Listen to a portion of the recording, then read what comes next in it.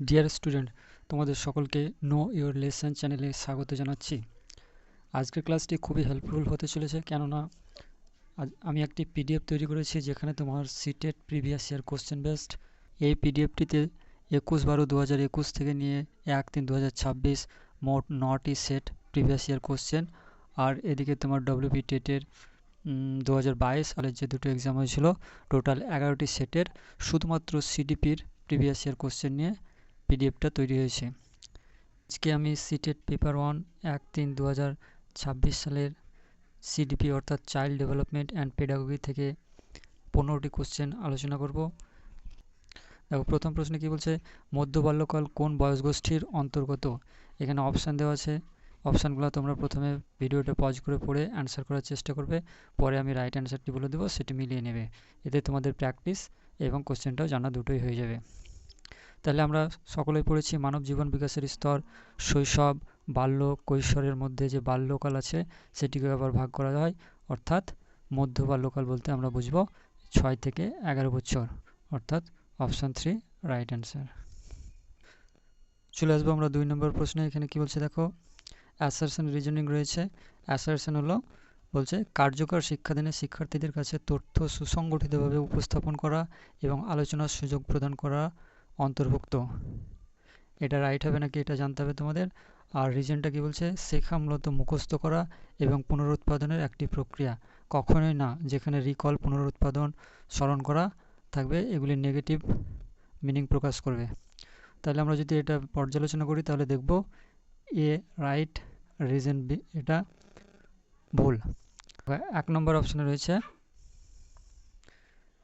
এ সঠিক কিন্তু আর ভুল, এটি হয়ে যাবে রাইট।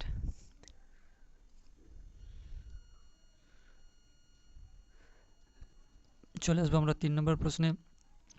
বলছে সেরিব্রাল পালসির প্রাথমিক লক্ষণ দীর্ঘ বিলম্বের মাধ্যমে কোন ক্ষেত্রে শনাক্ত করা যায়, অর্থাৎ কোন ক্ষেত্রে তোমার অসুবিধা দেখা গেলে সেরিব্রাল পালসির লক্ষণ এটা বোঝা যায়। অপশানগুলো পড়ে নাও, সূক্ষ্ম স্থূল মোটর দক্ষতা, বোঝা অনুধাবন করা, পড়া ও লেখা, বস্তুর দৃশ্যগত শনাক্তকরণ। এখানে তোমার রাইট অ্যান্সার হবে সূক্ষ্ম ও স্থূল মোটর দক্ষতা, এর সেরিব্রাল পালসি এই ক্ষেত্রে লক্ষ্য করা যায়। দেখো, কোশ্চেন নম্বর 4 কি বলছে, শ্রেণীকক্ষে বিভ্রান্ত শিক্ষার্থীদের সঙ্গে শিক্ষক কিভাবে আচরণ করবেন। শ্রেণীকক্ষে শিক্ষকের আচরণ একটা ইম্পর্টেন্ট রোল প্লে করে। অপশানগুলো দেখো, বলছে শ্রেণীকে পরিচালনাযোগ্য দলে ভাগ করে সহযোগিতামূলকভাবে শেখার সুযোগ করে দেওয়া, এটি পজিটিভ রয়েছে। দেখি তারপরগুলো, মনোযোগী থাকলে প্রতিটি ক্লাসে বস্তুগত পুরস্কার দেওয়া হতে পারে। কঠোর শাস্তি কখনোই না, অভিভাবকদের ফোন করে কঠোর শাস্তি, এই কঠোর শাস্তি মানে এটা নেগেটিভ, এগুলোকে কেটে দেবো। তাহলে দেখো এখানে বেস্ট অ্যাপ্রোপ্রিয়েট অ্যান্সার হয়ে যাবে অপশান অন।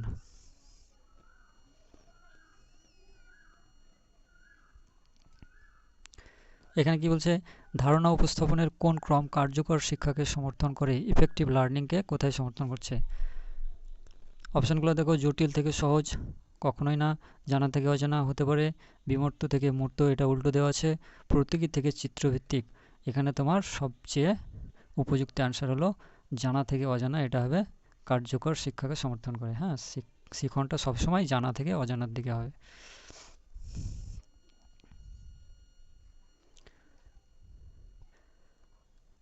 ছয় নম্বর বলছে শিশুদের বিকাশ হলো, বিকাশ বলতে কি এটা, হ্যাঁ, সম্পূর্ণ নির্ভুলভাবে পূর্বানুমানযোগ্য, সম্পূর্ণ নির্ভুলভাবে পূর্বানুমানযোগ্য নয়, এটি আংশিক, হ্যাঁ, পূর্বানুমান করা যায় বিকাশকে।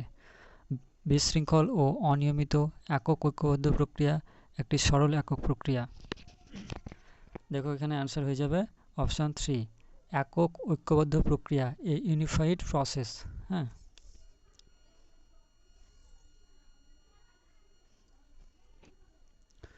7 নম্বর কি বলছে, লেভ ভাইগোটস্কির মতে স্ক্যাফোল্ডিং বলতে কি বোঝায়। স্ক্যাফোল্ডিং, হ্যাঁ, এটা প্রায় কোশ্চেন করে এখান থেকে। তো দেখো কি বলছে, অধিক জ্ঞানসম্পন্ন ব্যক্তি কম জ্ঞানসম্পন্ন ব্যক্তিকে নতুন দক্ষতা বা ধারণা শেখাতে সহায়তা করে। 2 নম্বর কি বলছে, শিক্ষার্থীর জ্ঞানীয় বিকাশ মূল্যায়নের একটি পরিমাপ পদ্ধতি, ধারণা মনে রাখতে সাহায্যকারী উপকরণ, শিক্ষার্থীদের নিজে নিজে শেখার জন্য ছেড়ে দেওয়া। স্ক্যাফোল্ডিং বলতে আমরা এটা সকলেই জানি, কি বলছে, অধিক জ্ঞানসম্পন্ন ব্যক্তি কম জ্ঞানসম্পন্ন ব্যক্তিকে নতুন দক্ষতা বা ধারণা শেখাতে সহায়তা ও নির্দেশনা দেয়, এটি হলো স্ক্যাফোল্ডিং। 1 রাইট।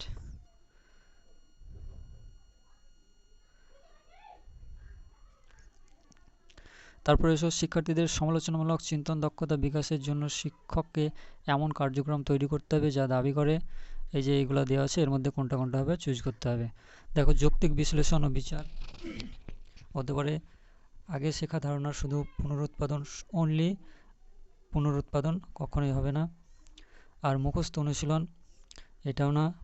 তথ্যের সংশ্লেষণ ও মূল্যায়ন, এখানে 1 নম্বর আর 4 নম্বর রাইট। কোথায় আছে দেখো, 1, 4, এই 2 নম্বর অপশন রাইট, এটা হয়ে যাবে রাইট অ্যান্সার।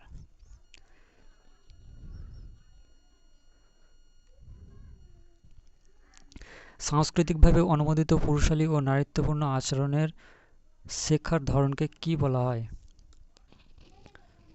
এখানে স্টিরিওটাইপ, ভূমিকা বা রোল, পক্ষপাত, এগুলি থেকে কোশ্চেন হয়ে থাকে।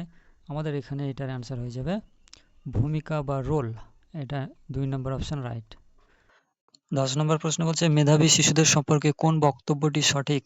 মেধাবী শিশুদের সবসময় উন্নত একাডেমিক, সামাজিক ও আবেগীয় দক্ষতা থাকে, এটা মনে হচ্ছে হবে না। মেধাবী শিশুরা সমস্যার নতুন ও মৌলিক সমাধান বের করতে পারে। দেখো, নতুন এবং এই মৌলিক সমাধান, হ্যাঁ, এটা পজিটিভ। মেধাবী শিশুদের নির্দিষ্ট বিষয়ে উচ্চ মানসিক ক্ষমতা থাকে। মেধাবী শিশুরা সব ক্ষেত্রে উৎকৃষ্ট, এখানে তোমার রাইট অ্যান্সার হয়ে যাবে অপশন 2। এরা নতুন এবং মৌলিক চিন্তা ও সমাধান করতে পারে।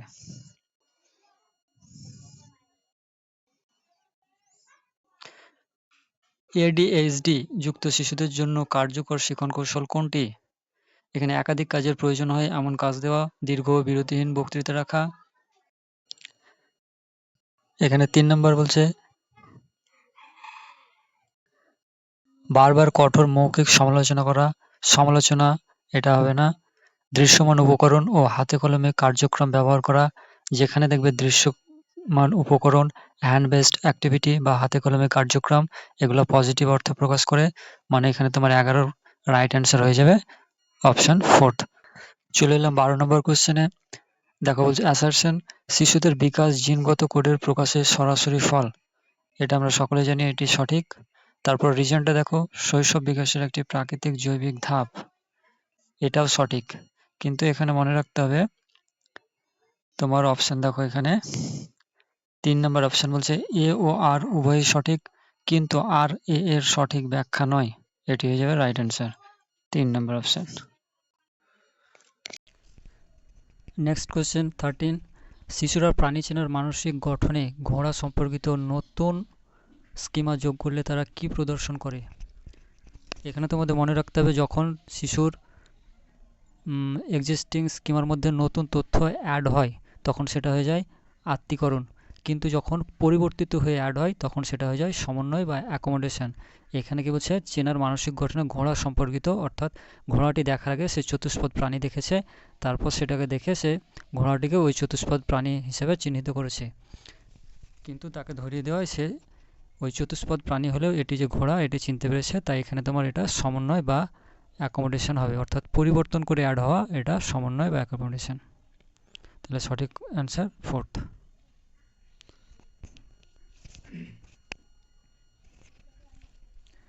এখানে 14 নম্বর প্রশ্ন দেখো, একটি গঠনবাদী বা কনস্ট্রাকটিভিস্ট শ্রেণীকক্ষ নির্দেশ করে, কি নির্দেশ করে? দেখো, জ্ঞানের পুনরুৎপাদন, এই পুনরুৎপাদন রিকল, এটা হবে না।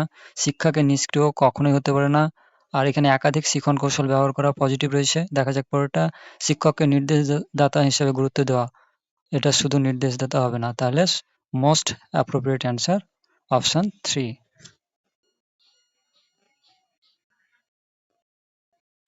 চলে এলাম আজকে আলোচনার লাস্ট কোয়েশ্চেন।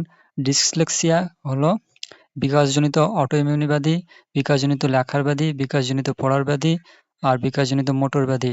ডিসলেক্সিয়া মানে হলো তোমার পঠন অক্ষমতা, অর্থাৎ বিকাশজনিত পড়ার ব্যাধি, রাইট অ্যান্সার 3। এই ছিল আজকে আমাদের 1 থেকে 15টি কোশ্চেন সিটেট প্রিভিয়াস ইয়ার 1-3-2026-এর।